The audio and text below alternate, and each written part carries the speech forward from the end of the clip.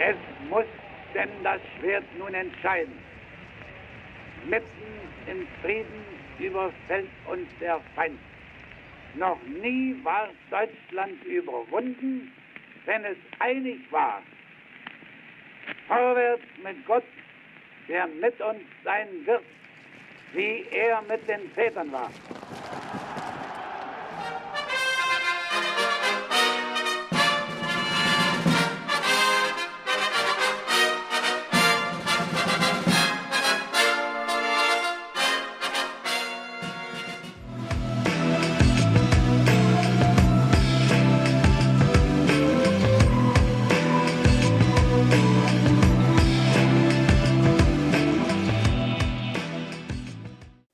Hello everyone, welcome to the Solo Gamers Club.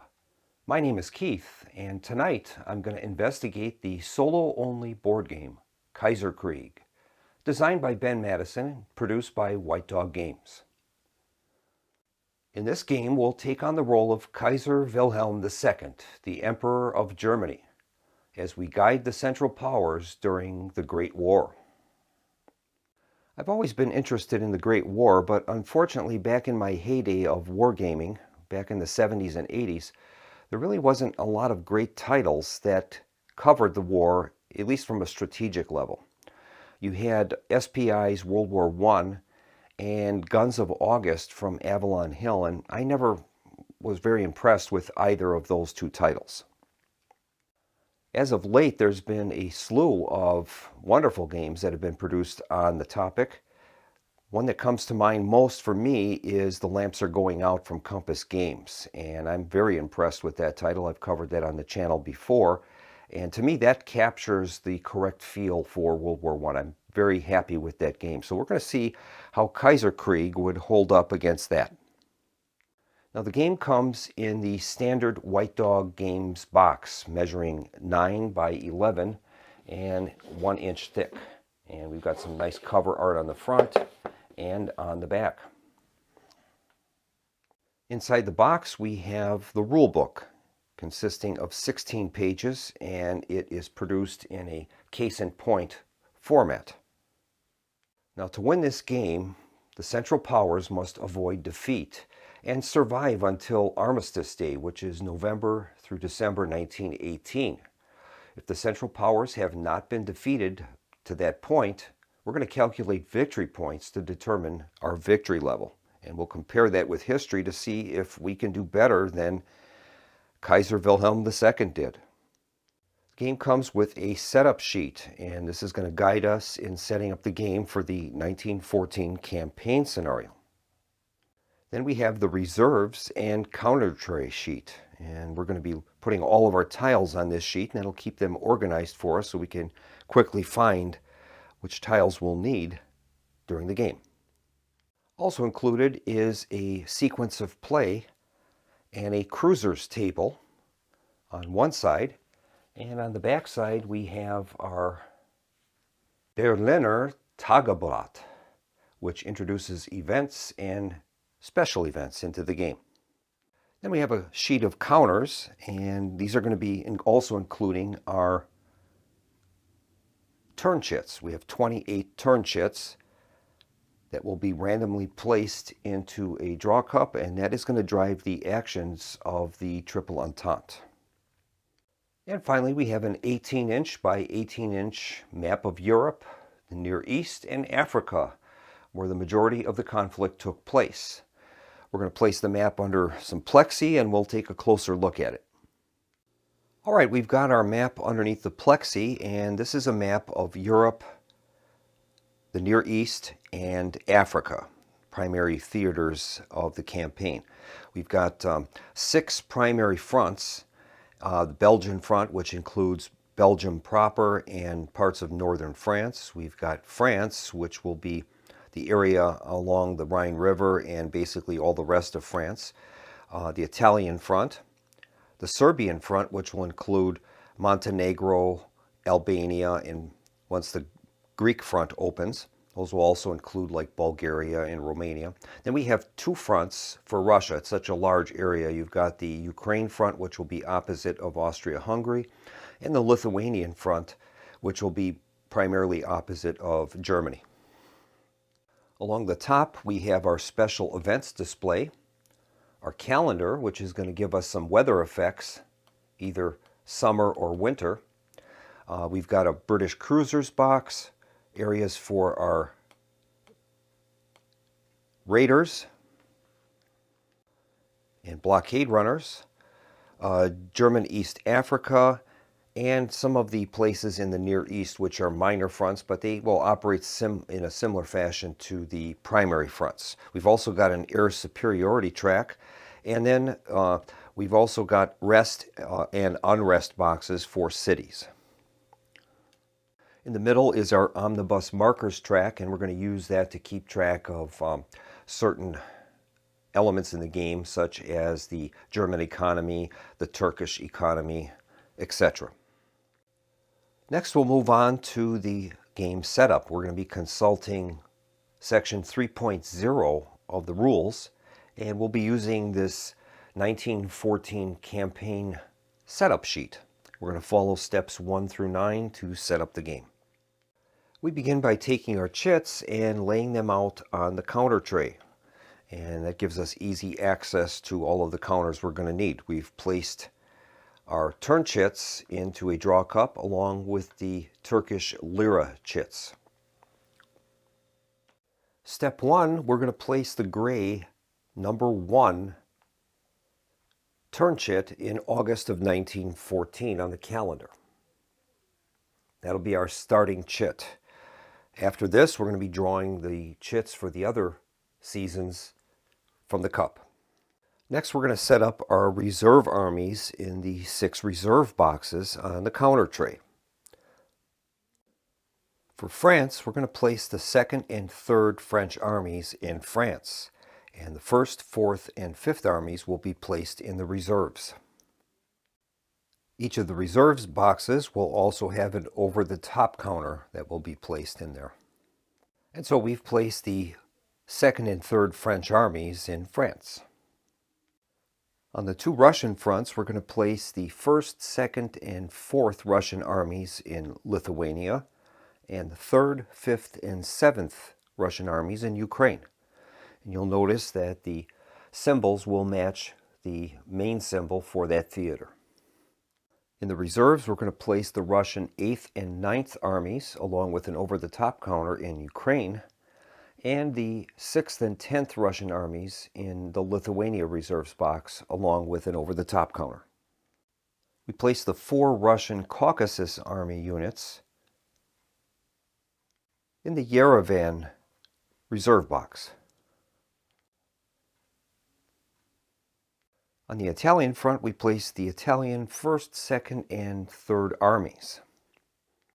In the Italian reserves, we place the 4th Italian Army and the Carnia Army, along with an over-the-top counter.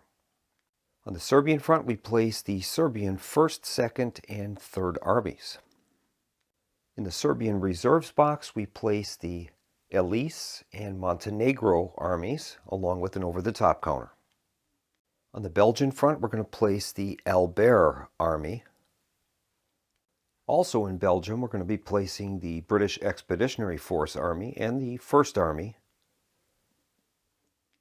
The British 2nd and MEF armies will remain on the counter tray for the time being. We place the Lawrence and the 20th Army in the Egypt reserve box. 3 India armies are placed in the India reserve box, and 1 is placed in German East Africa. The South African Army is added to the Egypt reserves box. And then we place the Arab Northern Army. We're going to place that face down in the Palestine box. We're going to place a border forts token in Belgium. That's going to represent the forts in Liège, and 1 in France. That will represent their forts between Switzerland and the Belgian border. And then we place 11 city tokens in the Ruhi box. The German Reichsmarks coin and the Turkish lira coin will be placed on the omnibus markers track in the 0 spot. The Krupp tile is placed in the 5 box on the omnibus track, and the Kaiser token is placed on the 3 box. We place 1 Socialist Revolution tile in the 0 box of the omnibus track.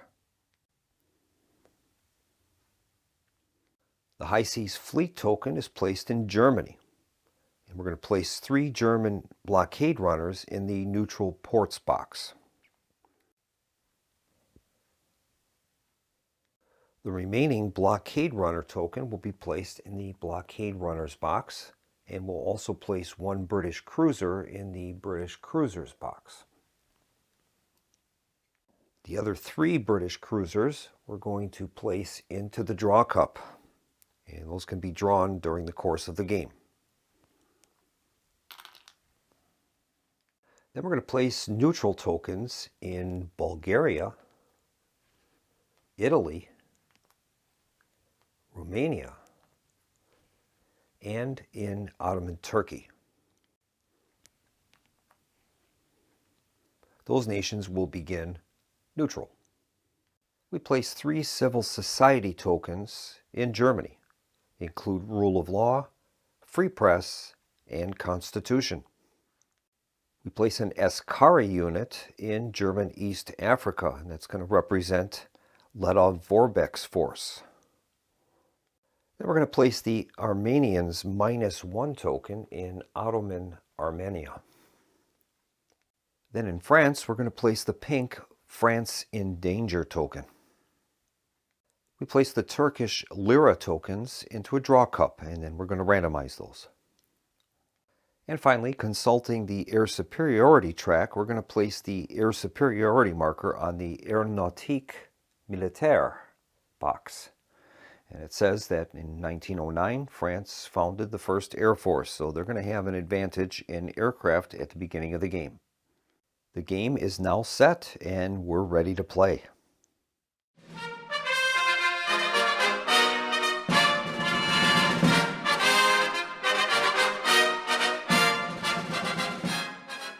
Now for this video, I'm only going to be playing through a few turns just to give the viewers an idea of how the gameplay mechanics work. Unfortunately, though, we're not going to be able to see a lot of the other fronts and theaters that will be opening up as the game progresses, but I want to give the viewers a good enough idea of how the game mechanics work, and I would imagine in the future that we're going to be playing this for a full playthrough in a future video. So we're going to go through the sequence of play, and we begin with step A, and that's chit draw phase. In the case of the first turn, we have an automatic chit that has been placed in the August 1914 turn, and we're going to execute that. So we've placed that turn chit 1 in the first turn of the game, August 1914. You'll notice that there are, in this case, several letters listed on the token. And we have L for Lithuania, U for Ukraine, F for France, and S for Serbia. Next portion of the turn would be to deploy units from the calendar turn box. If there were any units on the calendar for August 1914, we would put those on the board. Then we check to see if there are any calendar events. If there are, they would be listed in that portion of the calendar. As an example, like we have Miracle of the Marne in turn 2. Then we would check the turn chit to see if there are any icons listed, and we would implement those events if they were specified. Those would include Socialist Revolution, Irish Rising, Senussi Revolt, Death of Franz Joseph, etc. Then we move on to step C, and that's the Entente Powers attack phase. We're going to consult that turn chit, and we're going to be deploying armies that are listed for the fronts indicated on the chit. In the case of this first turn chit, we're going to be deploying armies from the Lithuania reserves, Ukrainian reserves, French reserves, and Serbian reserves. And we're always going to be deploying the strongest armies from each of those reserve boxes. So in the case of Lithuania, we'll be deploying either the 10th or 6th Army to Lithuania. In this case, both of them are 2s, so it won't matter which one we choose. Same will go for Ukraine. There's the 8th and 9th armies, and we would deploy always the strongest valued army. In France, we have the French 4th, French 1st, and French 5th armies. Now, the 4th and 1st armies have a higher strength, so we would deploy one of those 2. Now, some armies will have a star listed next to their combat strength, and that simply means that they are liable to replace or be replaced by other units. So we're going to place the units indicated on the turn sheet, the strongest units from each of the reserves, in those locations. So we'll place the Russian 10th Army in Lithuania, Russian 9th Army in Ukraine, Serbian 5th Army in Serbia, and the French 1st Army in France. Kaiserkrieg is basically a states of siege style game. Normally in those games you've got tracks that will be leading towards a central point, but the game's designer of Kaiserkrieg, I think, has done a very good thing in that instead of having tracks that lead to a central point, because of the nature of World War I, he's decided to let each of the areas build up, and then eventually if a 6th token appears in that location, that's when an over-the-top counter is placed in there, and that's a possible loss condition for Germany. So these boxes are going to build up, and if you were ever to place a 6th army into a location, instead you would place that over-the-top counter. So that's going to complete all of the playable steps for step C. We'll move on to step D, and that's the Berliner Tageblatt phase. During this phase, we're going to consult that headlines sheet. We're going to roll a die and we'll add the turn number and then read what the event is and possibly if there is a special event present. So in this case, it is turn 1. We'll be adding 1 to the die result. Result is a 1, so that's going to be modified to a 2. And reading on the chart, it says no effect, so we have no special events or no standard events to process. Step E is the alliances phase, and that's where neutrals will join either the Entente powers or the Central powers, depending upon events from the previous phase.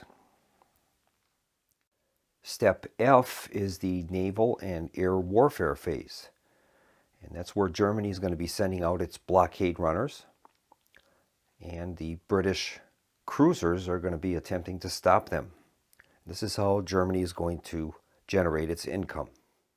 So Germany is going to deploy its blockade runner to one of these port boxes that are around the map. Now there is one down here in the Aegean as well. Now each of those locations have a value listed next to them, and that's the amount of Reichsmarks that we're going to generate with a successful run through that area. Obviously the ones that have the more value will probably be more closely watched by Royal Navy cruisers. Now several of these locations have the German Navy symbol next to them, and if we have the High Seas Fleet in Germany, we can also deploy that High Seas Fleet into those locations to help protect those blockade runners, but that would come at a possibility of a naval battle occurring with the Royal Navy. I think for this first turn, the German blockade runners are going to select box 2B. Now we have the option of also moving in the High Seas Fleet, as I said, and I think we'll do that. We'll move the German High Seas Fleet in there as well. Now we're going to roll 2 dice and we're going to consult the British cruisers table, and we're going to find out where the available British cruisers are going to deploy to. There's 1 British cruiser in the cruisers box, so we'll be using the 1 cruiser column and intersecting that with our 2d6 roll. Here's the roll. Result is a 5, and that means that British cruisers are going to be deploying to Zone 3. So that's where they thought we were going to be. So in this case, they didn't intercept us, so we're going to earn the amount of revenue listed in that space, in this case 2. So we're going to move our Reichsmarks token to reflect that haul. So we'll move our Reichsmarks token to 2. Now those tokens will return to their respective locations. The blockade runner to the blockade runner's box, the cruiser to the British cruisers, and the German High Seas Fleet back to its base in Germany. Also during this step, we're going to check for control of the skies. If it's in a khaki colored space, as is in boxes 1, 3, and 5, that will show that there's Allied air superiority. If it's in these darker colored spaces, that will show Central Powers superiority. Now, if the air superiority counter was in none of these boxes, then we would consult the calendar track, and there'd be a little die symbol in the corner. And then we would make a die roll, and that would determine who has air superiority. At the beginning of the game, the Allies have it. After determining air superiority, then we would move on to the German bomber step. If there were any German bomber tokens in Germany, we would use those to attack Allied cities. Step G now is the Central Powers attack phase. This is where we're going to be using German Reichsmarks to supply our armies and attack enemy armies in the 6 adjacent boxes to the Central Powers. What we're trying to do is we want to prevent the Entente powers from ever placing a 6th army in any of these fronts. If that happens, the over-the-top counter is placed in there, and then that is a potential loss condition for Germany. Now, as we can see now, we have 4 armies in Lithuania and 4 armies in Ukraine. So potentially those are getting close to be able to be placing a 6th army and then thus putting it over the top counter there, which would be not good for us. Now, certain armies and counters have this skull and crossbones marker on them, and what that means is when that unit is defeated, it is removed from the game permanently. An example of which is the British Expeditionary Force. It has a strength of 5, but if we defeat it, it is removed from the game. Now, there's that special white star there. When that formation is defeated, it's replaced with the British Second Army. The BEF was an elite formation, and conscripts from Britain could not replace those that were lost. That represents that condition. Now, whenever there is a border forts or a trench marker in those areas, those have to be taken out first before any of the armies in the area could be targeted.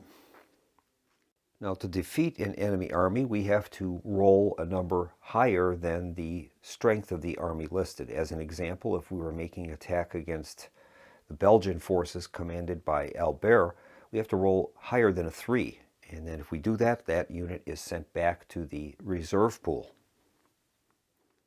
Each attack will cost us 1 Reichsmark.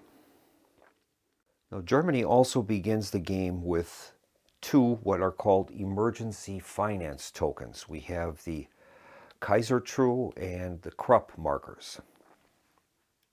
We could use those tokens, and those will substitute as Reichsmarks for the purpose of us making attacks on particular fronts. Now, the Krupp token can only be used to attack units in Belgium, France, or Lithuania. The Kaiserkrieg tile is the Austrian version of the Krupp tile. It works the same way, except that token can only be used to finance attacks in Italy, Serbia, Ukraine, or Romania. Once those points are used, they're gone for good. Now, you'll notice that in the game in France, we begin with this France in Danger token. It's a pink token. That allows us the opportunity to launch what's called a Kaiserschlacht. That means decisive battle. That can be launched in an effort to shut down a front, to take that front out of the war, knock it out. Now those can be launched against Russia, France, Serbia, or Italy, but not against Belgium and Britain. For game purposes, Britain will never surrender, and Serbia doesn't either, although the Serbs can be weakened by a Kaiserschlacht that forces what is known as the Great Retreat. Before a Kaiserschlacht can be launched, the following factors must be in play. Number one, the target country must contain a pink tile. So in the case of France, they have France in danger. Number two, there must be only one army left in the country, plus no forts or trenches. So in order to launch that against France, we would have to not only defeat the border forts, but have only one remaining army in France. And number three, each other country on the map must have 4 or fewer armies in it. So we are able to launch the Kaiserschlacht against France if we can get rid of the border forts and 2 of the 3 armies that are present. None of the other areas have 4 or more armies. Or I should say 4 or fewer armies. Now this is going to cost us 3 Reichsmarks. We are able to expend either the Krupp or Kaisertro emergency tokens if we choose to help pay for that. But it's a very tough thing to do. It's hard to do, but if it can be done, it's going to much further Germany's prospects later in the game. So if we were to launch that against France and we're able to defeat the last army that is in there, that is going to force a French surrender. However, there are consequences. If the Kaiserschlacht fails, there's a flood of volunteers, and the target country would immediately deploy its strongest army from the reserves. So we have to be prepared in order to be able to execute that properly. I think we're going to begin by using that Krupp token that we have, and that will pay for an attack in Belgium. And we're going to attempt to take out these border forts that would represent the German attack on Liège. So let's give that a try. It has a strength of 3 now, so we're attempting to roll. We want to roll something 4 or better. So we're going to pay 1 from our Krupp value. That'll put us from 5 down to 4. We'll make a die roll, and if we can roll higher than the listed number, we'll get rid of those border forts forever. Here's the roll. Well, we've rolled a 1, so we failed. I think we'll try that again, and we'll move our Krupp token down to 3 and try the attack again. Okay, here is the roll. We've rolled a 4, and we're successful. So we've taken out the forts in Liège, and those are removed permanently from the game. I think we're going to direct our efforts now to the Ukrainian front, and we're going to have Austria-Hungary launch an attack on the 3rd Russian Army in Ukraine. We're going to use that Kaisertrau token that we have. We'll move that down from 3 to 2, and we'll launch an attack there and see if we can get rid of the Russian 3rd Army. Take some of the pressure off. Here's the roll. Results of 5, and we are successful. So that will move the 3rd Russian Army back to the reserves box for Ukraine. And we've taken some of the pressure off. I think next we're going to employ our Krupp marker. We're going to move that from 3 down to 2. We're going to launch an attack on the Russian 1st Army in Lithuania. So we need to roll a 3 or higher. Here's the roll. The result is a 2, and we failed, unfortunately. I think we'll try that again, and we'll use the Krupp marker, moving that down to 1, and we'll try another attack on the Russian 1st. Result is a 4, and that is going to send the Russian 1st Army back to the Lithuanian reserves. We've taken a little pressure off of there. Well, we have 1 use of our Krupp token left, and I think we are going to use that. So the Krupp token will be put down to 0, and technically that'll be out of the game. That's going to finance an attack on these border forts in France, and we'll give that a shot. We're looking for a result higher than a 3. Here's the roll. The result is a 6, and we're successful. The border forts are permanently removed from France. That is great.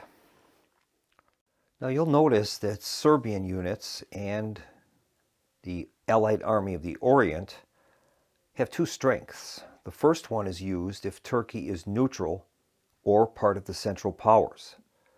The second is if Turkey has surrendered to the Entente. So in our case, the first number will be used, the 3. Once Turkey was to surrender, those units become 4s. And I think the Austrians are going to launch an attack on the Serbian First Army. So we're going to use our Kaiserkrieg token, moving that from 2 down to 1. And we'll make a roll against the Serbian First Army. We want to try to get these locations to have less than 3 or less armies if possible. Here's the roll. We rolled a 3, and that's not enough. I think we'll try our last use of the Kaiserkrieg token. That'll remove that from the board, and we'll reissue the attack against the Serbian First Army. And we rolled a 1. We haven't been very successful. Now, Germany has 2 Reichsmarks available, and we could use those as well. However, I'd like to save that for later in the phase, in the industrial phase, where we can build U-boats and blockade runners and possibly build the Siegfried Line. So I think we will end this phase and we'll continue on with the next phase. Phase I would be the Near East phase. Those won't happen during summer turns, and they won't happen until the Ottoman front has been opened. Currently, the Ottoman Empire is neutral. So now we'll move on to step I, and that is the industrial phase. Step J. And that's where we can build U-boats and blockade runners. U-boats will cost us 2 Reichsmarks to build, and those would help to prevent the deployment of hostile Entente armies into the country where they're placed. Blockade runners will give us extra revenue if we're able to escape the British cruisers, and I think that's the route that we're going to take. I'm going to spend 2 Reichsmarks, and we'll move our Reichsmarks marker down to 0, and we're going to build a blockade runner, and we will move that from the neutral ports box to the blockade runners box. So we'll take this Danish blockade runner and place that into the blockade runners box. We'll have 2 of those for next turn. And we'll move on now to the turn end phase, and that's where we're going to wrap up the turn. We would begin with the German banking phase, and we're able to bank 1 remaining Reichsmark for next turn. In this case, we don't have any, so we won't be banking any. And then if there were any special events that were highlighted, we would remove those from the track. Then we would do our naval resets. Technically, we should have waited. Those forces that we had out in the North Sea, those should have remained there until this portion of the turn, but those forces will go back to their respective boxes. And then we return to step A and we begin a new turn. And so that's how basically a turn in Kaiserkrieg will be played. Now, there's a lot of elements that we haven't gotten into yet. We're going to play at least 1 more turn. This will be the September and October turn of 1914.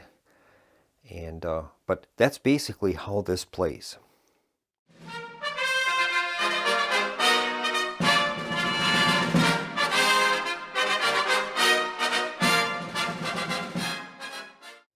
And so we're going to start our next turn, and we'll be drawing a turn chit from the cup. And I like these chit pull mechanics.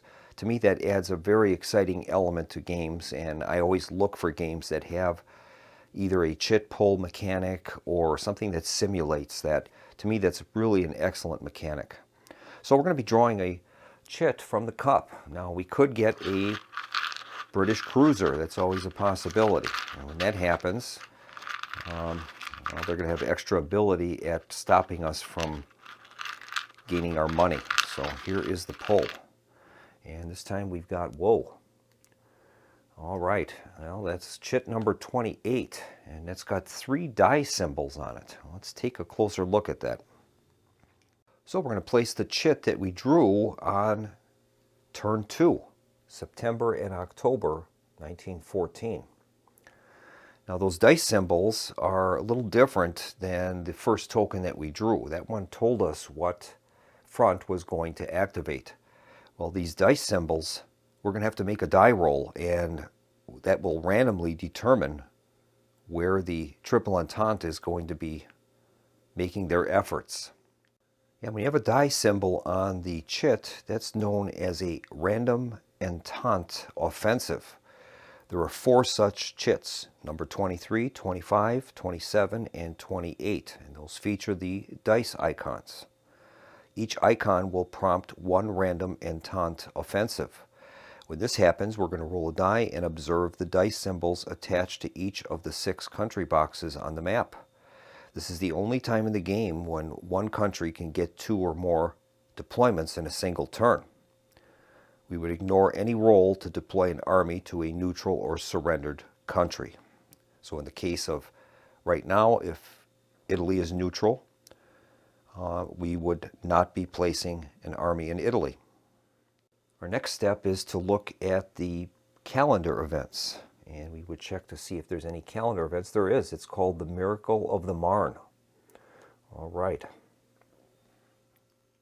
Now the Miracle of the Marne is actually going to take place at the end of turn 2. And in this case, what that's going to do is if France has not surrendered during this turn, we're going to remove the France in danger tile from the French box. That means that the Schlieffen plan has failed and the initial shock of war has been withstood. France is in it for the long haul. Now we're going to move on to step C, and that's the Entente Powers attack phase. We're going to be deploying armies as listed on the counter. In this case, this is that special counter. So we're going to be making rolls to see where the Entente is going to be placing their armies.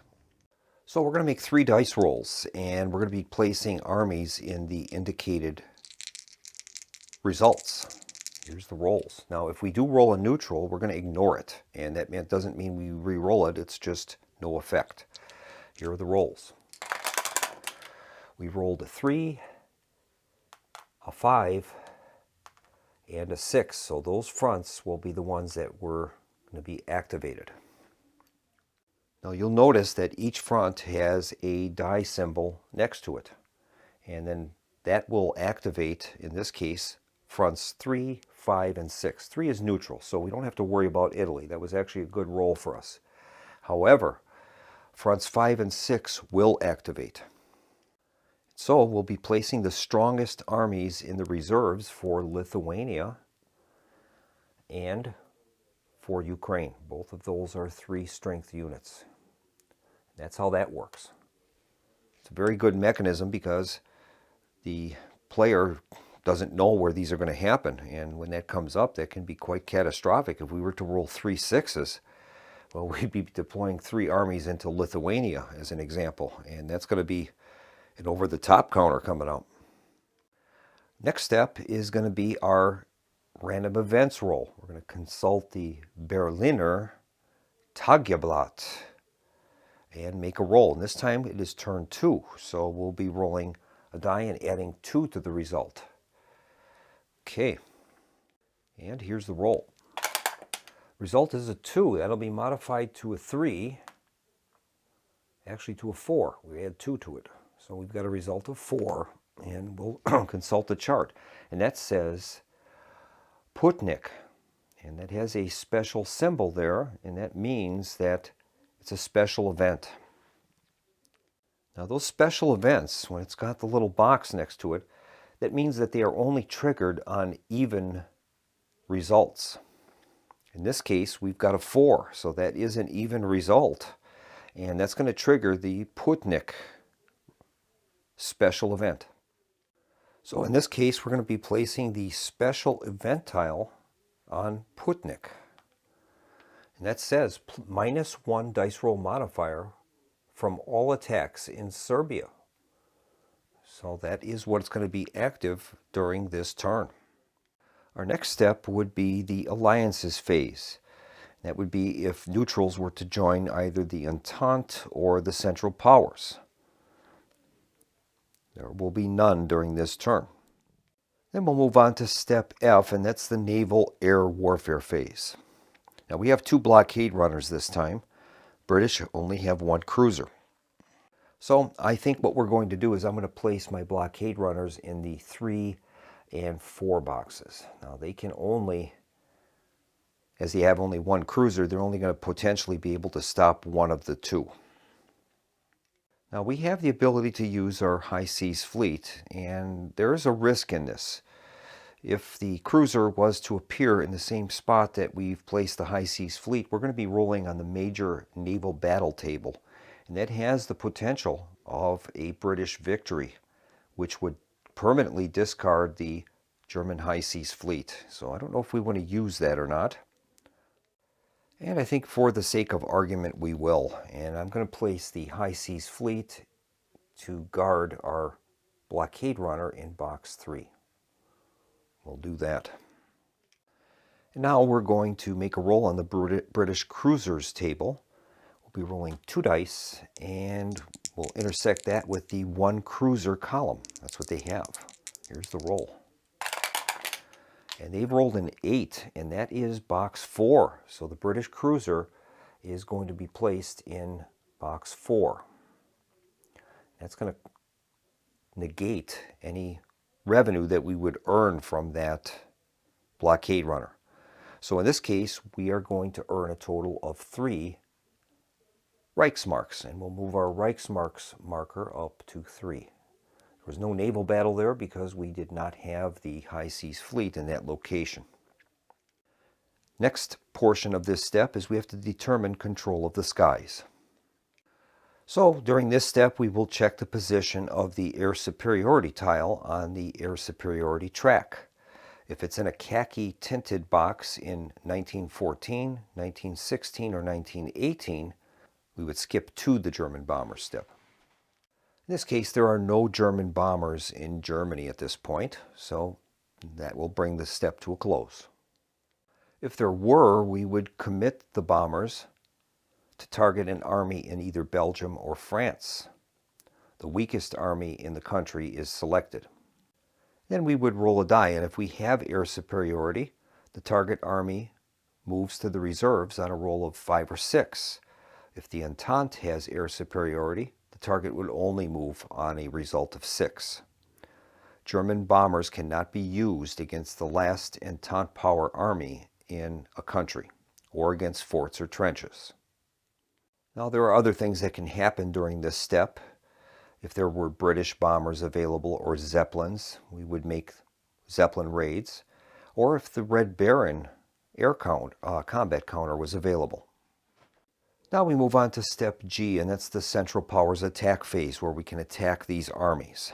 Now, we won't have enough money to attempt a Kaiserschlacht against France, so that pink counter is going to be removed at the end of the round because of the miracle at the Marne. So we've missed our opportunity to knock France out of the war. But we have to kind of deal with what's happening on the other fronts, and right now we've got a total of 4 armies on fronts in Lithuania and Ukraine and in Serbia. So we might want to be spending some of our money towards trying to reduce those. Now the Putnik special event is active, so if we attempt to target Serbia, we're going to be getting a -1 dice roll modifier from all attacks in Serbia. So I think Germany is going to spend a Reichsmark, and we're going to launch an attack on the Lithuanian front.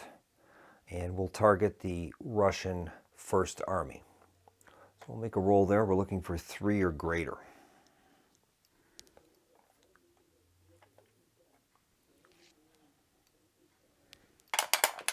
And we rolled a 4, so we're successful, and we've knocked the first Russian army back to the force pool, to the reserves.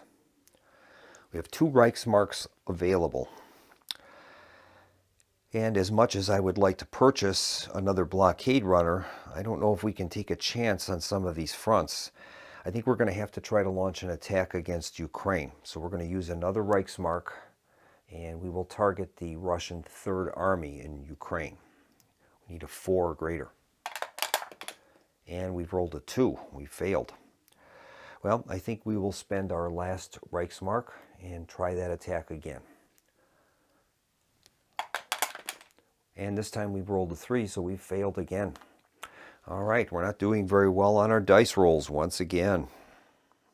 So our next step now would be to move on to the Near East phase, and if the Ottoman Empire was active member of the Central Powers, we would be having a lot more steps in here. But unfortunately that has not happened yet. Then we move on to our industrial phase where we can build U-boats, blockade runners, or the Siegfried Line. In this case we have no Reichsmarks left, so we won't be doing any of that. We would move on to our turn end phase. Germany and the Ottomans could bank money. We would cancel our special events. In this case, the Putnik special event is canceled now. And then the Miracle of the Marne is going to kick in, and that's where France has been saved. So the France in danger token is removed. And now all that remains is 3 French armies, and they're not in danger of collapse. Then we would come to the end of turn phase, and we're going to return to step A. Now I think I'm going to end the playthrough here, and we're going to discuss some of the other features in the game, and then I'll give you a wrap-up of what I think of the game. Now, one of the most important elements in the game is German defeat, and that is that there can never be more than 5 Entente armies in a country. If one more army is ordered to deploy in that country, instead we would place the over-the-top counter. So as an example, we'll say that there were 5 armies in Belgium, and a Belgian army was scheduled to be deployed, an army in the Belgian theater, either the Belgian army or a British army. Well, instead of placing an army, we would place the over-the-top counter there. That is a German loss condition.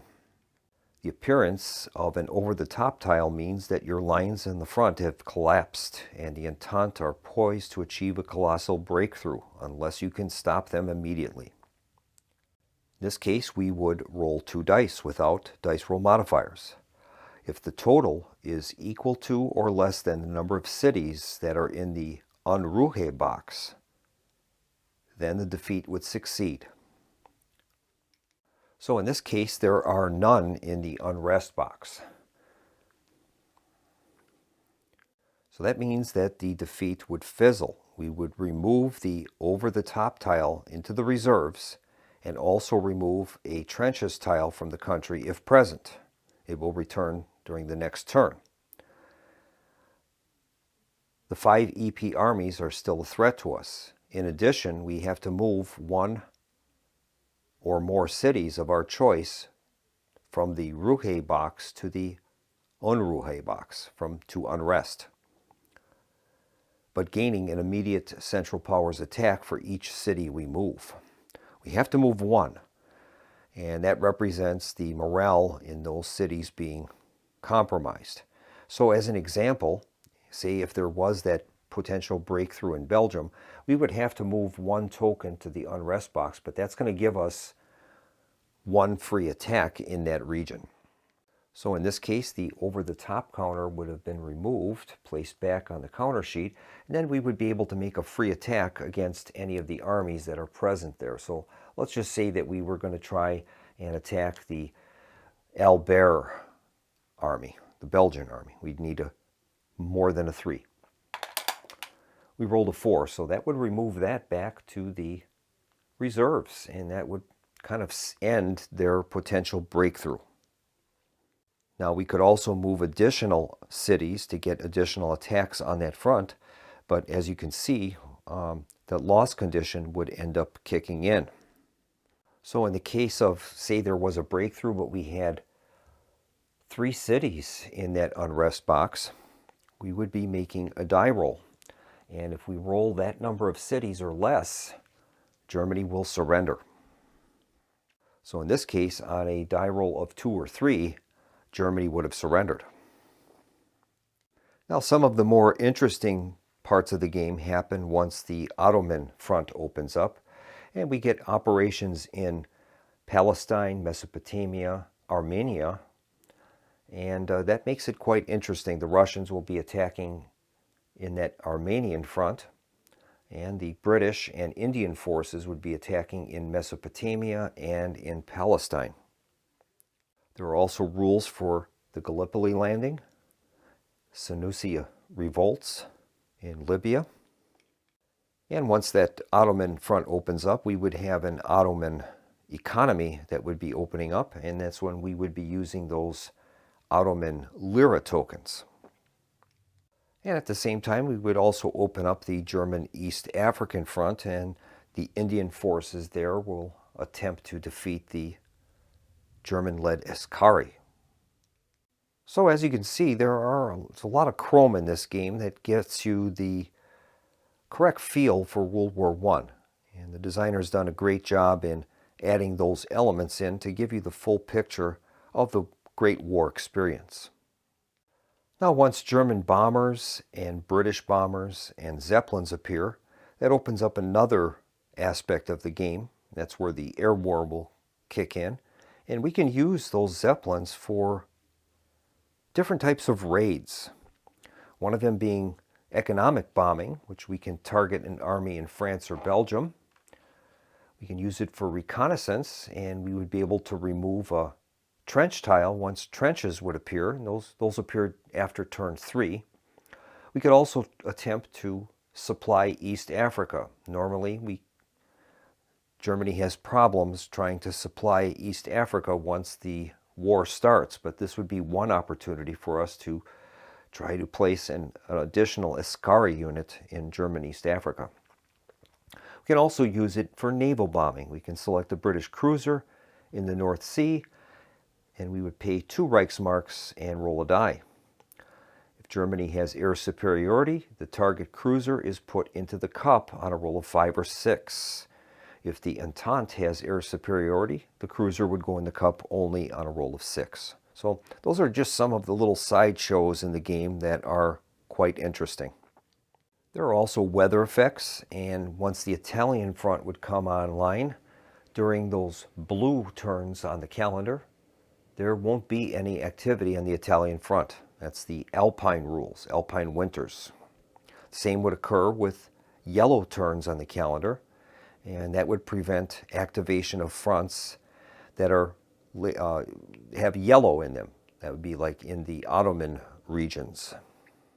There's also a slew of special events that happen, including poison gas and appearance of the Alpine Corps, Ferdinand Foch, Brusilov and his offensives. So there's quite a bit here, and so far I'm very impressed with the game and what is all included in it.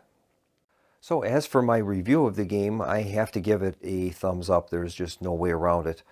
This game encapsulates the conflict very well. It keeps the player interested, and you're always looking for that next turn to play. And when you've got that element in the game, to me, that is a successful game. Now, as for comparing this to The Lamps Are Going Out, I would say that it is a close match for that game. Now, both games are, slightly different. They're both trying to capture the Great War from a grand strategic level, but each game has its own pluses, I think, to the experience. And I would have to say Kaiserkrieg would match up very good with that game. So I think I'm going to bring this video to a close. I hope you enjoyed this and it provided you with enough information to make a determination as to whether you'd like this game in your collection. I will definitely be bringing this game back to the channel where we're going to play a full playthrough, and I'll attempt to edit that down We won't be showing all the dice rolls and things, but we'll be able to play through an entire game and see how we do. So until then, I'd like to invite everyone to tune back in the channel for another video in the future. And in the meantime, this is Keith from the Solo Gamers Club, signing off and wishing everyone a pleasant evening. Good night.